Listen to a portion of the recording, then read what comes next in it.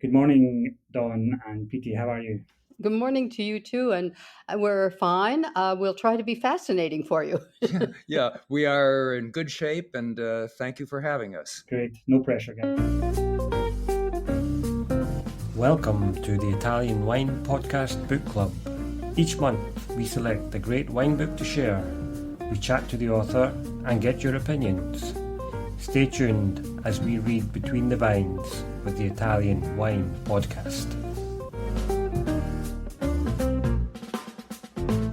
Hello and welcome to Book Club with the Italian Wine Podcast.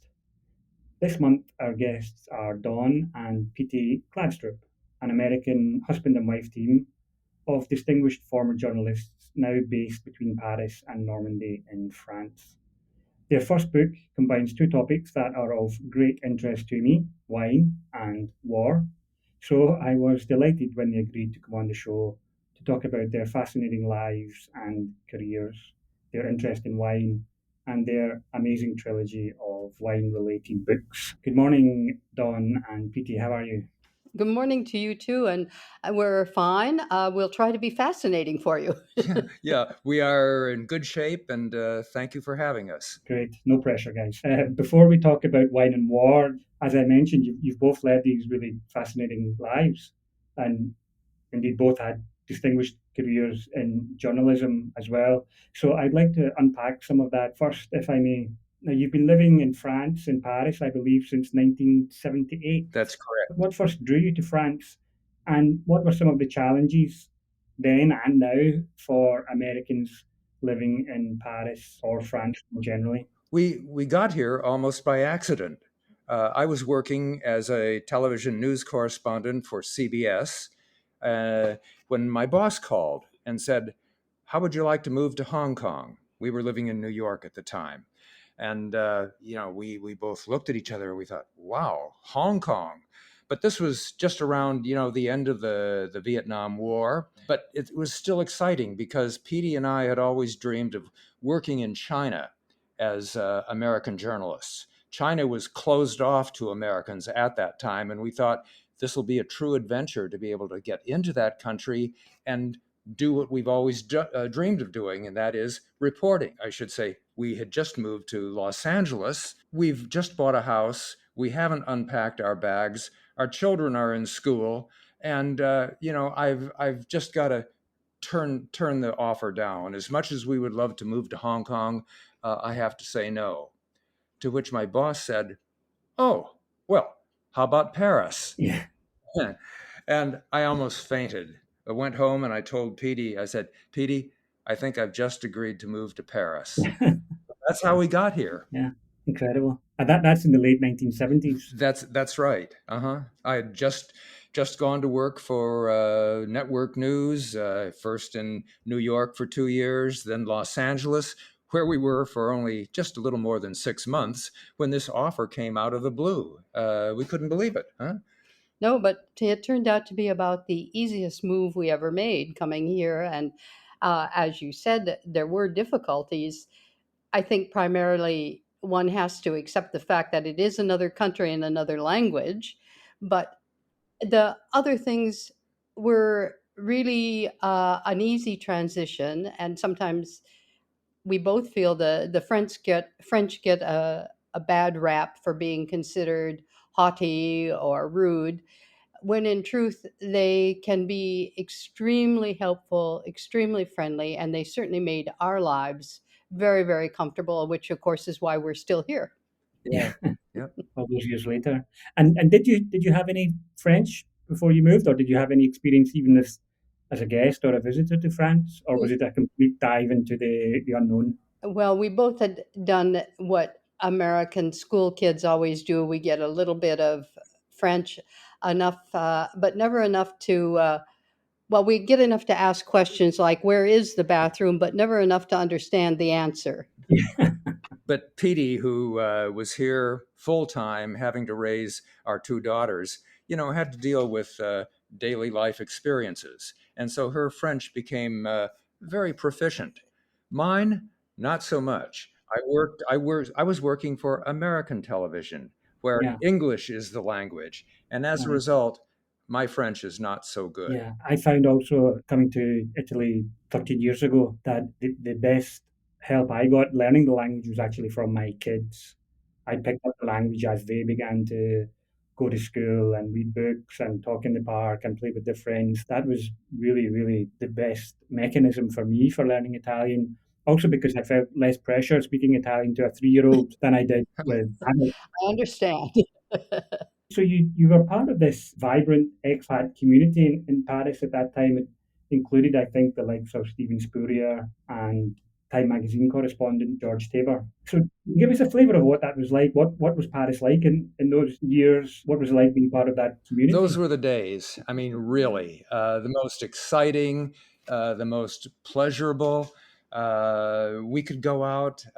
We would go to Stephen Spurrier's little store, and he'd be sitting there and talking about wines that he had just gone out into the countryside and discovered and are really fabulous. Oh, you have to taste some of this, he would say to us. And it was always an adventure to go there.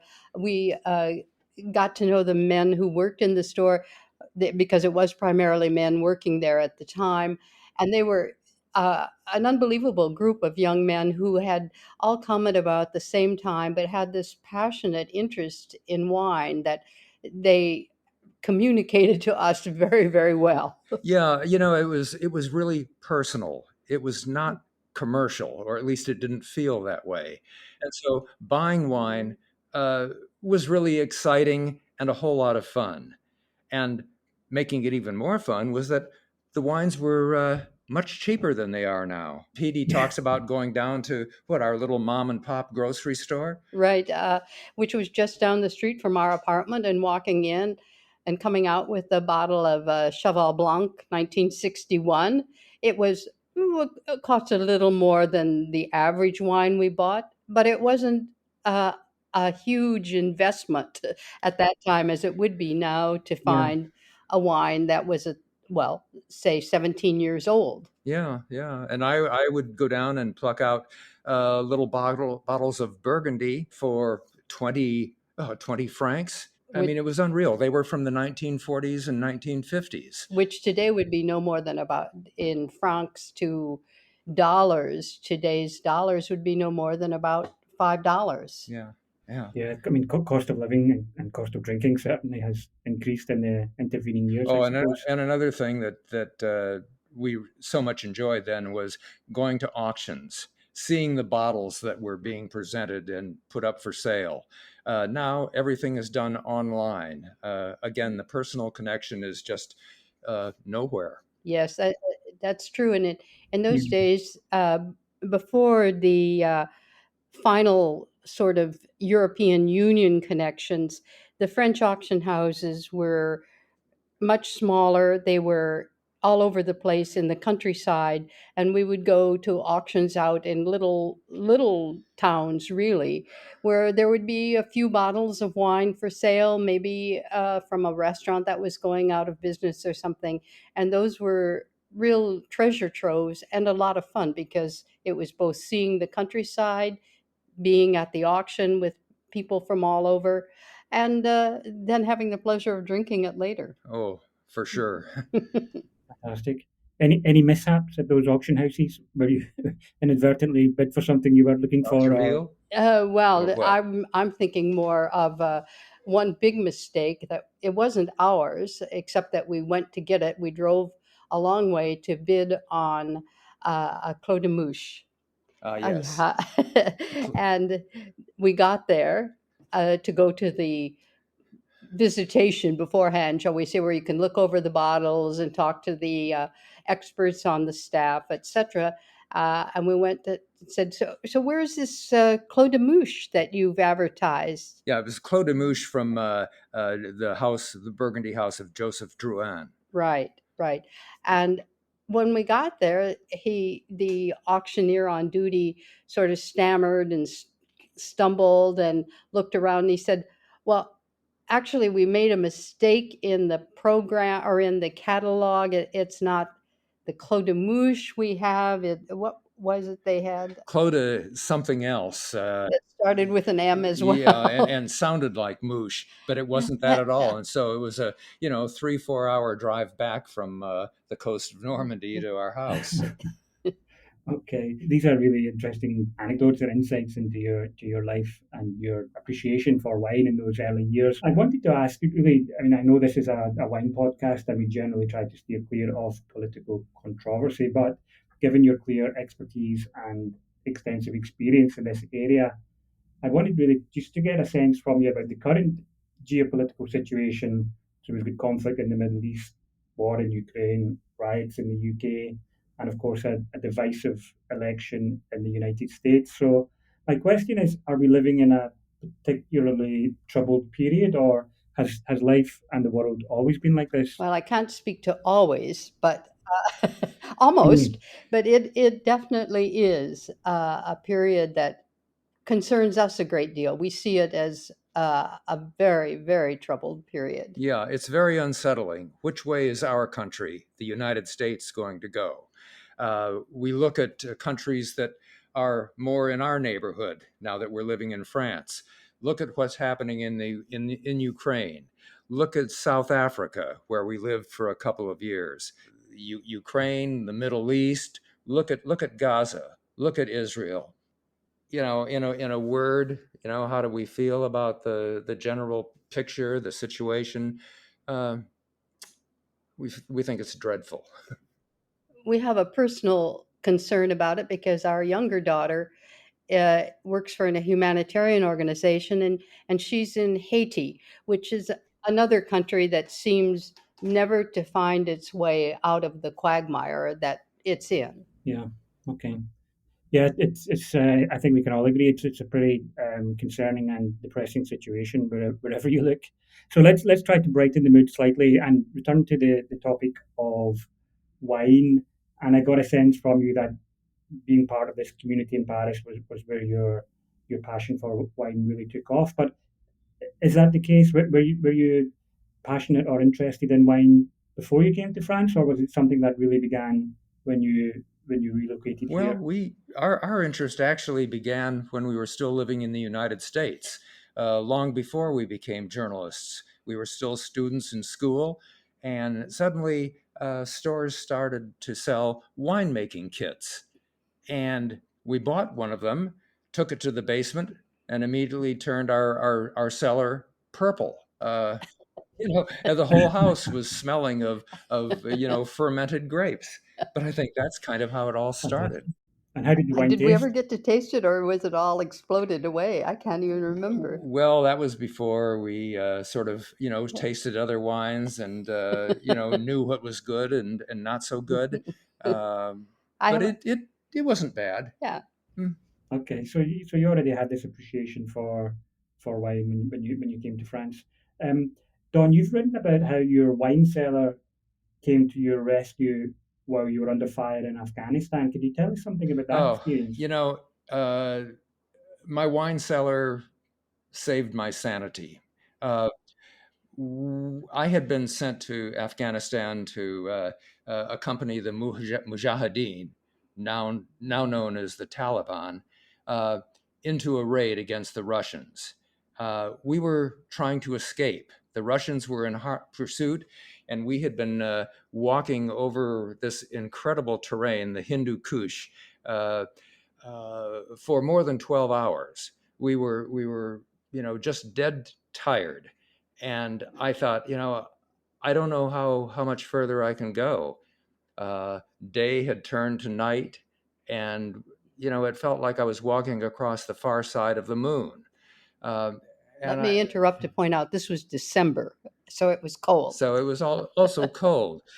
But I started, I don't know, I felt halfway delirious, but I began fantasizing and thinking about wine and my cellar and all the bottles that were in it. Uh, we must have had about 1,500, 2,000 bottles, but I began counting and I began thinking, this wine is here, this wine is over there. This fine Burgundy is on the top shelf, and I just, I went through the entire cave, pinpointing this wine and that, and I think it got me through. But it was really I don't know, an unreal moment. Yeah, a divine moment there where your wine cellar comes to your Yeah. rescue. So Tell us a bit more about your wine cellar. What's in your wine cellar? You mentioned 1,500, 2,000 bottles. What kind of wines do you collect, and how do you go about choosing and selecting those wines? well, our we had all kinds. We had wines from the Loire Valley, fine Bordeaux's, fine Burgundies, a lot of vintage port. Uh, we don't have as many bottles now as we used to, though, right? Oh, no, we don't. I think at one point the cellar had grown to around 5,000 bottles or more, but we decided to buy a house. Yeah. So we sold off a lot of the wine, and but we still have a few gems there. We have a lot of the old port from 1940 and 1950s.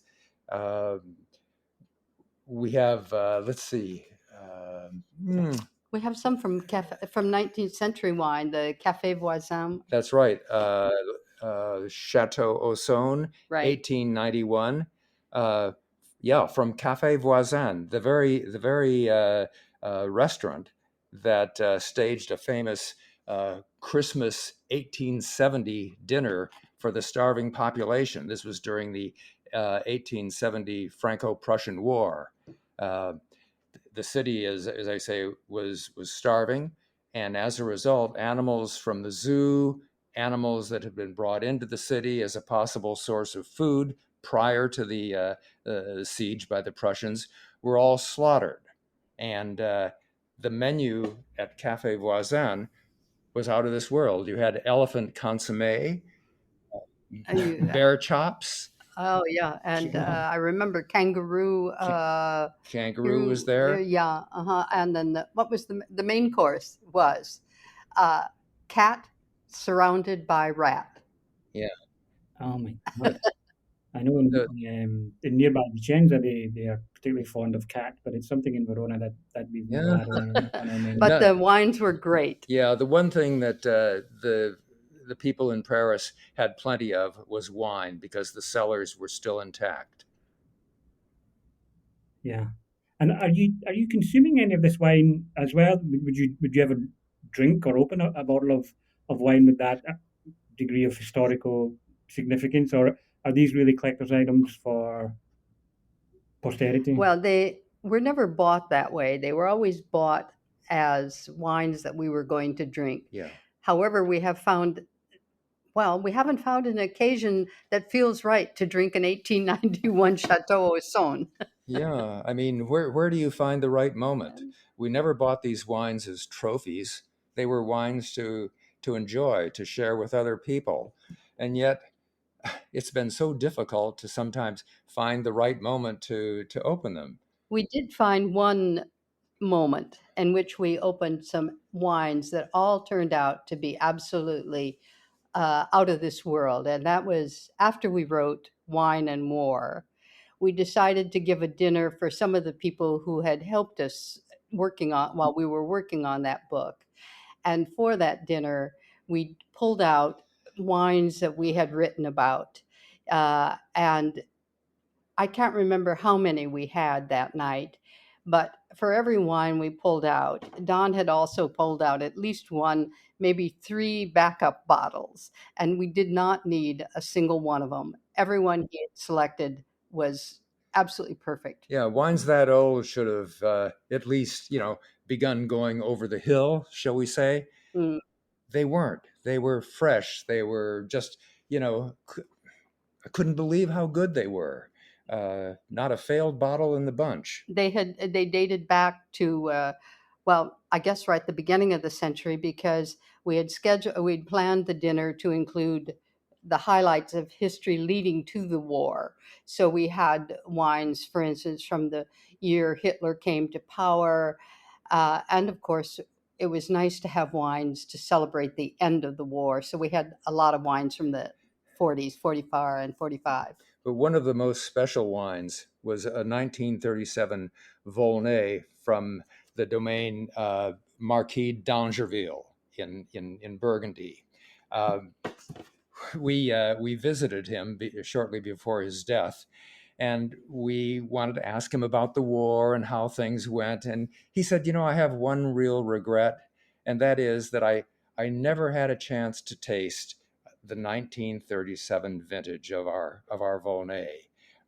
We had to sell all of our bottles in order to restart our business.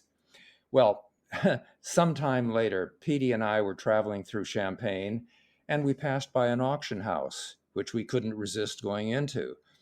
And there, much to our amazement, were boxes and boxes of the 1937 wine. And we thought, man, we got to come back here for tomorrow's auction. But before we did, I called the domain, and we notified d'Angerville. We said, you're not going to believe this, but we told him, all of this wine that you wanted to taste is here and going to be sold tomorrow. Okay, fine. Petie and I go back to our hotel. We show up the next day for the auction, and all the wine is gone. d'Angerville bought it all for himself. I knew. Now, there's one saving grace to all of this, and that is we met his son years later, and we recounted the story. And we said, we're very happy for your father, but we're so sad for us, for ourselves. And I asked, any chance we might be able to buy a bottle? We explained we were doing this wine and more dinner. Yeah. And d'Angerville's son said, look, there is no price I can ever put on a bottle like this. So take this, no charge, enjoy it. That's what happened. Fantastic. But perhaps being a guest on the Italian Wine podcast is a good opportunity to open that bottle of 1937. All right. Okay. So you mentioned your book, Wine and War, the French, the Nazis, and the Battle for France's Greatest Treasure, published by Hodder and Stoughton in 2001. This, I think, would be a good moment then to take a couple of readings from Sounds that good. book. Let us talk about how winemakers were engaged in the resistance. But just preface that by saying that winemakers took all kinds of steps to protect their wines, by building fake walls, burying their precious bottles in rubbish heaps, wherever they could find it. After selling or after, hiding their precious stocks, even in ponds, for instance, winemakers and others throughout the country were engaged in a special kind of resistance. Not the resistance, but one Janet Flanner called hiding, fibbing, and fobbing off. Not only were enormous quantities of wine hidden from the Germans, but the French also patriotically lied about the quality of stuff they delivered to the enemy, who ordered vintage Burgundies and ignorantly accepted Piquette, thin, tart wine unfit for sale. They also fobbed off watered-down wines to their conquerors, selling them diluted Grand Crus, watery champagne, and 60-proof eau de vie in place of the 80-proof cognac they'd paid for.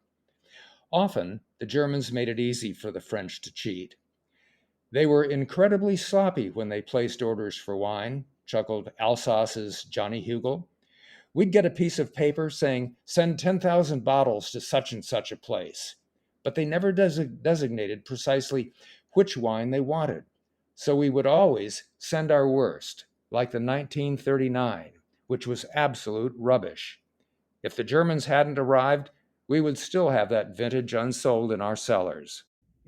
I love that passage from your book. I just love the thought of the French fobbing off the Germans with the inferior 1939. Yeah. I mean, the Germans would sometimes say, send X number of cases to Hamburg, and the Alsatians would send it to Hamburg. Don read about the tricks, the all of the ideas winemakers had for protecting their wines, but it was a dangerous game they were playing, as Claude Formont, a Champagne official, discovered when he was sent to Bergen-Belsen, a concentration camp.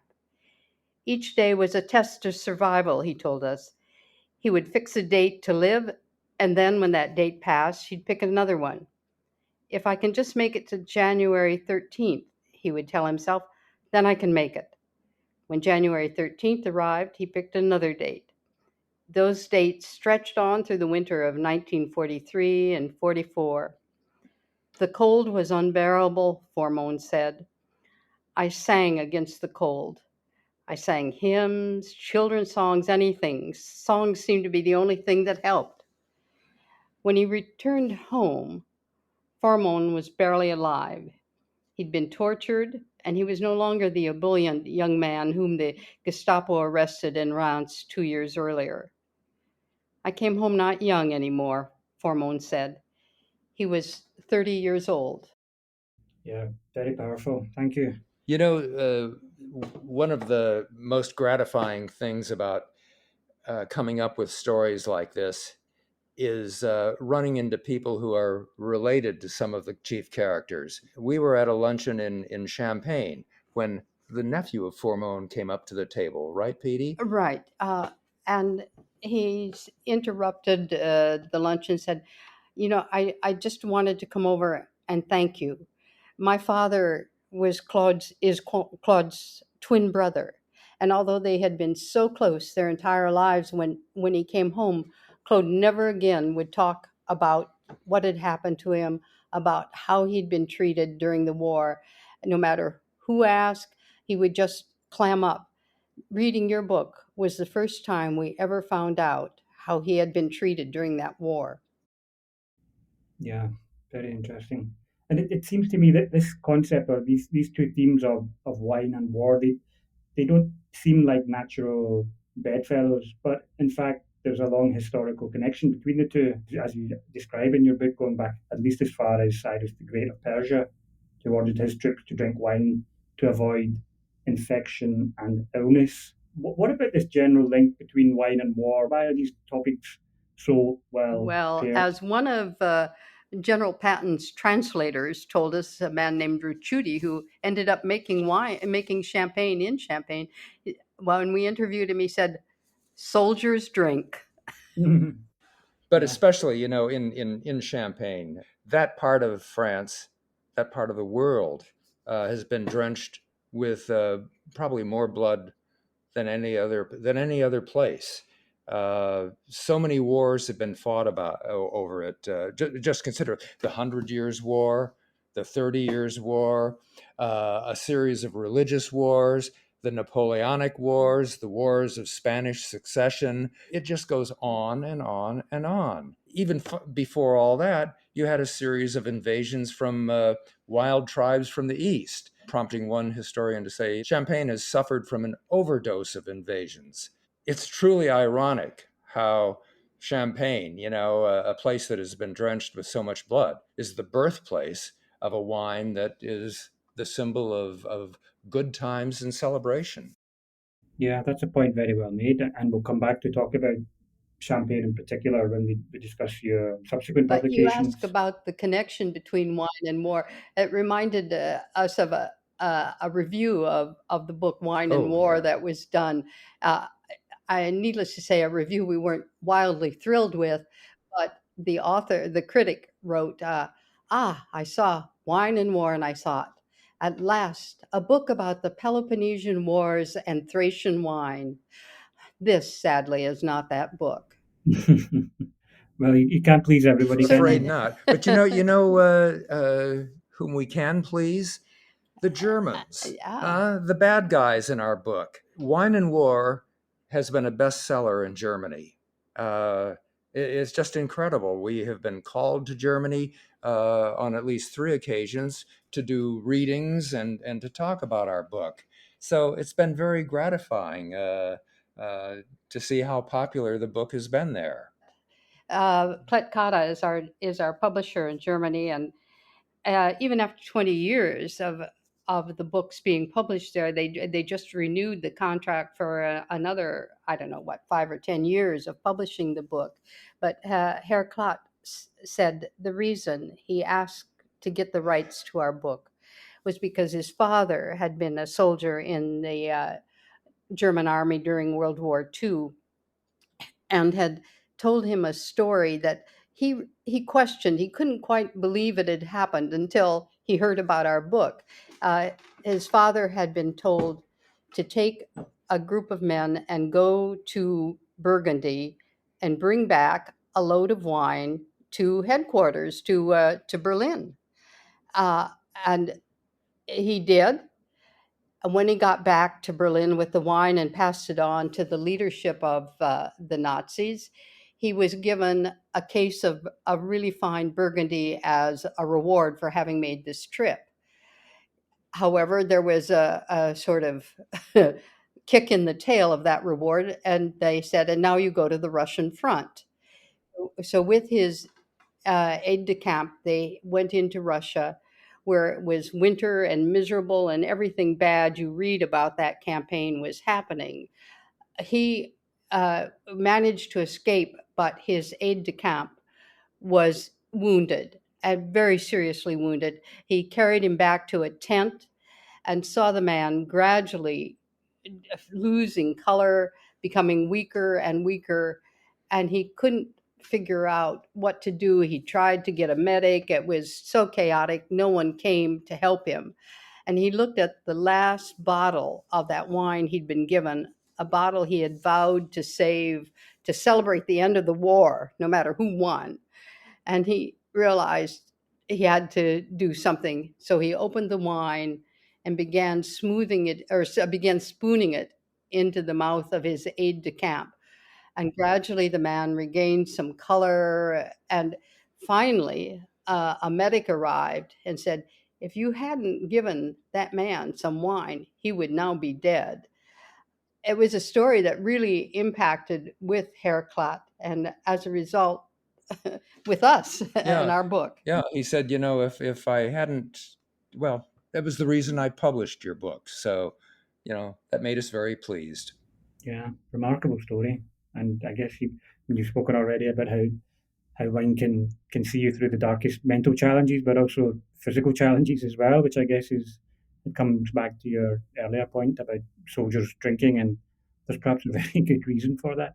So I want to focus our attention now on Champagne. You published in 2006 Champagne, How the World's Most Glamorous Wine Triumphed Over War and Hard Times, once again bringing together these themes of wine and war. The book tells the story of how Champagne in particular became a symbol for glamour, good times, and celebration. But what is less well known about Champagne is that it was, as you've already mentioned, drenched in more blood than perhaps any other place on earth. You obviously have this interest in conflict, and given your background, that's understandable. But what inspired you to take this rather bloody approach to telling the story of Champagne? When we were working on Wine and War, people in Champagne regularly said to us, yeah, World War II was really, really terrible, but it was nothing compared to World War I. That's when we really suffered. That's when Champagne suffered, not only the people and the land, but the wine suffered as well. And we, I don't know, it caught our interest. We couldn't quite process how Champagne had survived all of that and where it had come from originally, how it got to the glamorous point it's at today. So that's partly why we started looking backward at it to that early battle and to the problems of Champagne itself. Yeah, and to all the wars that had been fought, which I mentioned before, just a never-ending stream of them. The war is not over. Even today, they are still picking up shells, unexploded shells full of poisonous chemicals from the land. Some of them are being unearthed by farmers who are plowing their fields, others by, say, some woman who is tending her garden and digging through and discovering a shell. People in Champagne have formed a bomb squad to go out and retrieve all these unexploded shells wherever and whenever they are found. You ask about the other explosions. the ones that were, shall we say, close to home for champagne makers. Shall I read from our book? Yeah, do it. Okay. In the early days, champagne makers shied away from sparkling champagne because it was dangerous and so unpredictable. The process of fermentation was unknown. No one had heard of yeasts or carbonic gas. Certainly, no one knew how to control them. All anyone knew was that their wine would begin to work just after bottling, then go into hibernation during the winter. After the March moon, when temperatures rose, the wine began to fret as it underwent what is now known as secondary fermentation. By summer, the wine could be en furie, bubbling like a witch's cauldron, until bottles began exploding. Devil's wine, they called it, and no one dared enter a cellar without first donning an iron mask. These masks resembled a crude version of baseball's catcher's mask and were constructed with a heavy layer of protective grillage. Even with the masks, lost eyes and scarred hands marked those who worked among the bottles. I started with 6,000 bottles, said one champagne maker. By the end, only 120 were left. Another distraught producer, after seeing his hard work blow up in front of him, ran through his cellars with a club, whacking the remaining bottles and screaming, "Damn you then! Go ahead and break." Fantastic. Another vivid illustration of the historic challenges involved in producing sparkling wine. Yeah, yeah, absolutely. I think the situation has calmed down a little bit. It's a little safer. It would be unsustainable if for every 6,000 bottles produced, only 120 survived. That wouldn't be much of a business plan, would it? Yeah, no, no. But we do have, we have a picture of these guys with their masks on, and it really does look pretty primitive, and they weren't about to take any chances. Yeah. What period are we talking about We're there? into the 18th century and into the early 19th century. Pasteur began working with yeast and fermentation as a result. That's slowly, probably around the 1860s or 70s, began to make the production of champagne safer. But it was still a long battle to be able to control it properly. So even into the early 20th century, right, Claire? They Yeah. were still struggling with the effects of that and understanding what was happening so that it could become a really sustainable industry. It's really fascinating how you have this really volatile region with wars and conflicts taking place, and this really volatile product and production process, and yet somehow champagne becomes the most refined and glamorous and revered product all over the world. It's interesting to consider how that happened. And I know your subsequent book, Champagne Charlie, published in 2021, it tells a remarkable story of how champagne conquered America, thanks in part, I suppose, to this colourful figure of Charles Heidsieck. Is that how you pronounce That's that? right. Yeah, Hmm. Charles Heidsieck, and yeah, thanks largely to Charles Heidsieck. But as you said, the connection between wine and war, and gradually working backwards. So after World War One, we're now back in the middle of the 19th century with the American Civil War, and from 1861 to 1865, which was perhaps the key thing in the Charles Heidsieck story. So who was this guy? I read his father was a champagne merchant who was famous for riding into Moscow on a white stallion just ahead of Napoleon's advancing Mhm. armies.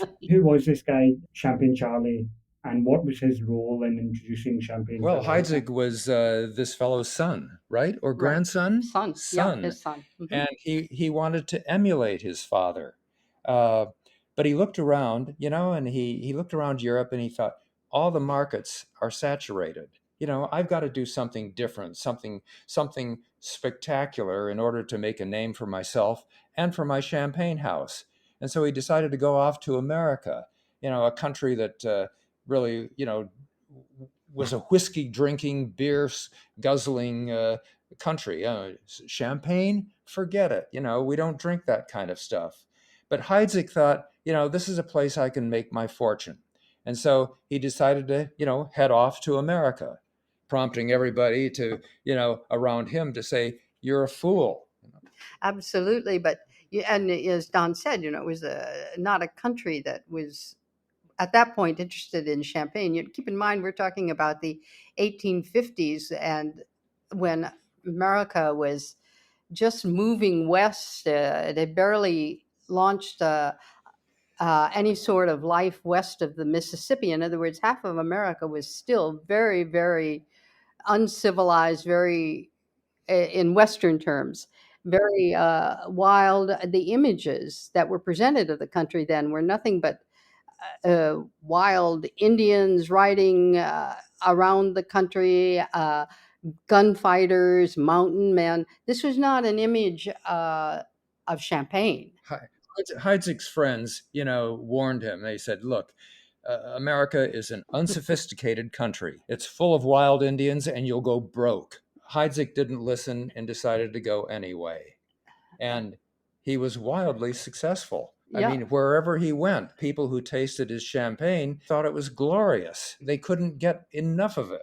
And pretty soon, Charles Heidzig was sending thousands of bottles across the ocean to the American market. But unfortunately, the times had moved on, and it was a very contentious time in America. The question of slavery had become so important to the country that it, of course, led to the American Civil War, and Heidzig was caught in it. Yeah, he caught in it and nearly executed. We have a reading from our book that we can pass on to you. Do you want to do honors, Pete? Or... Okay, sure. All right.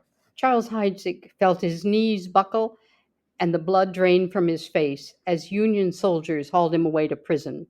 Snarls of the man in charge, General Benjamin Butler, a figure nicknamed the Beast, rang in his ear. "You're a spy. You're nothing but a French dog and deserve to be hanged."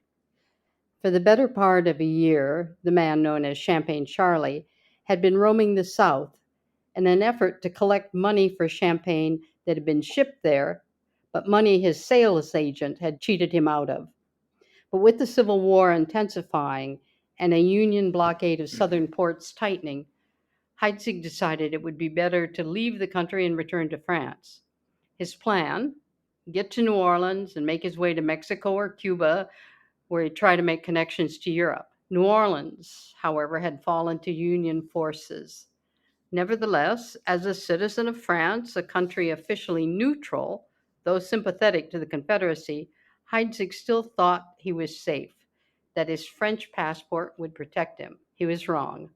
When soldiers discovered he was carrying a diplomatic pouch containing secret dispatches offering to help the Confederates, he was arrested as a spy and thrown into prison.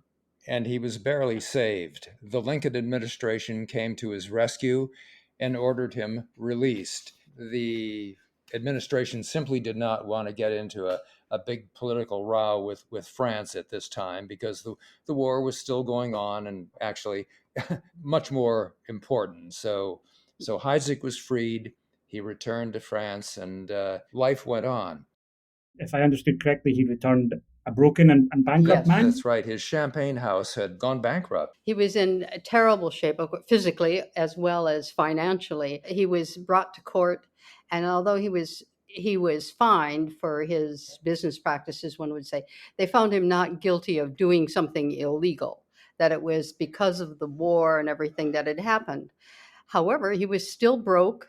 His reputation was still in tatters because the court ruling didn't do anything to make people impressed with him. And he was struggling desperately to survive. He had only some money for help from his family, trying to rebuild a business. And for us, the story that what happened is sort of like a fairy tale or a Hollywood movie, that out of this Wild West that he had been attracted to and wanted to see came the solution or the salvation for him in the form of the brother of that sales agent I mentioned. Yeah, the brother came through. He was so ashamed of what the agent had done, that he decided to sign over a whole bunch of land that he owned in the city of Denver, the fastest growing city in the West. And it was with this land, that Heidsieck suddenly discovered, I own, nearly half of the city of Denver. He sold that off, used the money to restore his house to, its former glory. But And to pay off the yeah, entire debt that had accumulated during his time in prison, and during the time the agent had withheld money from him and never paid the suppliers.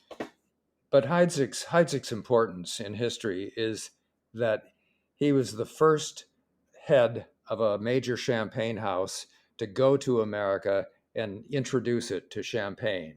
That's his crowning glory. What a legacy. And really, it's the most fascinating. And as you mentioned, it's like a Hollywood film almost, the storyline, the ups and Oh, it downs. is. I mean, the ups, were, as I say, they occurred practically from the day he first set foot in America. Wherever he went, to restaurants, to stores, to whatever, the moment he appeared, people would say, "Oh, our Charlie is back," and pretty soon they began dubbing him Champagne Charlie. Yeah, fantastic story, and the book is highly, highly recommended. So if you get the chance, anyone who's interested in the history of wine or in the Champagne region but wants to take a slightly different approach, highly, highly recommended. There's also, I believe, Hugh Grant miniseries. Have you seen that? Is it worth watching? We saw the movie, and by all accounts, it wasn't a very good movie. Right. We didn't care for it. It took great license with certain things, and distorted a lot of the history. Okay. So buy the book. Buy the book. Yeah. Avoid the film. Okay, let's turn now to your writing habits. You're the first partnership on this series. You work together as co-authors, and I've noticed when you're answering the questions, you do so seamlessly, passing from one to the other and finishing off each other's story. So I wonder, is it always like that? How do you work in practice? Is co-authoring with your partner something that you would recommend? Well, writing together is pretty easy. It's the living together that's difficult. Yeah. After being together for such a long time, we know what each other is thinking. We can fill in the gaps if somebody forgets a word or something. The other person jumps in. I would. Should couples work together like this? I wouldn't. I wouldn't encourage it, but I wouldn't discourage it. Uh, I'd say just go with the flow, go with what works and feels comfortable. Yeah, absolutely. And would you agree with that, Oh, Petie? yeah. It was almost by accident that we did start working together, even from, I guess, when we were even first married. There were times when we frequently ask each other, what do you think about this? Do you have any ideas on how to write that? Whatever came up in our own life, in our personal or in our professional lives. And then there was an occasion where Don was working on a rather long and detailed article for a wine publication. And in the middle of it, he got called to go to, I don't know, the revolution in Iran or something. And he said, there's a deadline on this. Can you finish it? And so I finished it. Nice. And and I guess I took credit for it. I'm ashamed. but I think that was maybe the first time we actually wrote one thing together, and we just kept doing that. And how do you divide the labor, if you like? Is one of you a researcher, the other a writer, an editor, or is it less Well, structured I than can that? tell you that Don is the typist. Right? He's a much better typist than I am, much faster, and also I think he'd go mad if he had to wait for me to type it up. No, there's no difference. We both do the writing. We both do the knocking on doors, approaching people, asking questions. It's really 50-50, and it's all just, mushed together. We seem to work together pretty seamlessly. Yeah, absolutely. I think if you ask who wrote which, neither of us would know for sure. Maybe there are one or two things that I know for sure that Don wrote because of being there and knowing I couldn't have done it. And maybe there are one or two things he knows that I wrote exclusively. But in general, for the books, I don't think either of us knows who wrote what. And I do remember that our agent one time said to us that when he gets emails, he always tries to guess which of us it's from, and he's never sure. Yeah, We're sometimes asked, what advice would we give to aspiring wine writers? And yeah, I think taste. Do a lot of tasting. Get to know your subject. Really, and look for something different, something original. Um, that's what we tried to do with when we wrote Wine and War, a book that's now been published in 15, 20 different countries with different languages. Been very successful, but you know when we got out of the news business and decided to write books, we'd always dreamed of writing something about wine, but how many books about Chateau such and such can you write? I mean, it seemed like so much of the literature was the same, more yeah, tasting notes, more this, more that, another profile of Chateau, whatever. Uh, and we really wanted to do something different. And it wasn't until we did Wine and War and met a really fine winemaker named Gaston Huet in the Loire Valley that we got on our way and found the magic path. yeah. It's a niche, but it's one that is, for me anyway, absolutely fascinating. And obviously, Mm-hmm. given the number of translations and the success of the book, it's one that many people have found an interesting and innovative access point into the world of wine. Yeah, yeah. Okay. Turning to reading for pleasure, what's on your bedside table at the Well, moment? I read an awful lot of mysteries, and I think like a lot of people right now, I've been reading the Dead Lions series, but I also read a lot of historical things. I just finished one of the C.J. Sansom books, which are Mm, fabulous accounts. They're 16th century, primarily 16th century England. However, in terms of nonfiction, I, I look at a lot of biographies. I look at that sort of thing. One of my most recent ones was The Lady from the Black Lagoon, the story of a woman who created the creature from the Black Lagoon. right. Yeah, me, I can't compete with Petey. I read a lot of trash. Oh, Uh, my I mysteries are That's fine. trash too. I love novels of the old Western American West. Um, Yeah. I like baseball books. I like sports. I am reading one book by C.J. Sansom called Winter in Madrid. Um, Yeah, Oh, and yes. and also books about World War II. Yeah, There's a series uh, of books called Billy Boyle. They're written by a fellow named James Benn. Very down to earth and very very interesting. that's a series we both like. Yeah, Yeah. I think the World War Mm, II interest when we lived in Normandy, that was perhaps a natural thing, sure. but it's continued. Mm. Yeah. And I imagine you've recently had the 80th Right. anniversary commemorations in Normandy. So yeah, I imagine that's a topic of great interest to you Yeah, living yeah. living And there. day before Mm, yesterday was the 80th anniversary of the liberation of Paris. So this is mm, an important time period in terms of anniversaries for that, and maybe that's just rekindled our interest. yeah, absolutely. But just quickly, my book that I'm currently reading is by Dominic Sandbrook, a English podcaster Hmm. and historian, and it's a book called Who Dares Wins. It tells the story of life Ah, in Britain between 1979 and 1982. So again, it's a pretty yeah, turbulent period in British history with the Thatcher government, the Falklands War, and social unrest. And I was born in 1977, So for me, it's interesting to reflect on the political and social context of my Yeah, childhood. yeah, for sure. You can find details of all the books we've discussed today in the show notes for this show. In the meantime, tell us about your future plans. What can we expect from you next? Don, I understand you're working on a book about baseball, and Petie, your work in progress involves the last Empress of France. So could you tell us a bit more about those Yeah, projects? with pleasure. I'm working with a friend of mine, a French historian, on the story of Empress Eugenie, who was uh, the I think the only female ruler that France had. She actually wielded power. She was the regent for a long period of time and controlled the government.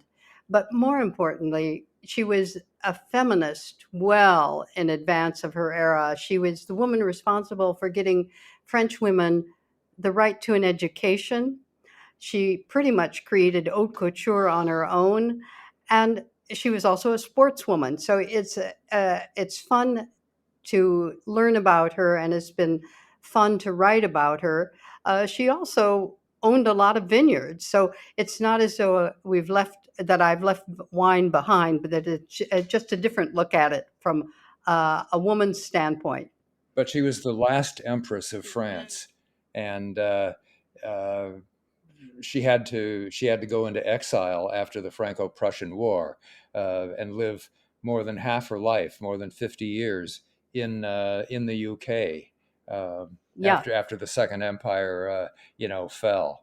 So but she lived to be 94, so she lived through an incredible period, mhm. including World War One, and her observations, her connections through all that time period were also really important because the material she had saved, she was sent to Clemenceau, who used it as part of the documentation that allowed France to regain control of Alsace and Lorraine. Yeah, the book is being published by HarperCollins and will probably appear sometime next year. Okay, look forward to that. And what I'm about you, doing my Don? best to stay out of the way, but I am toying or working on a book about baseball, a sport that I played ever since I was a kid, and which after a period of nearly 45 years, I began playing again in France. Uh, Believe it or not, baseball does exist here.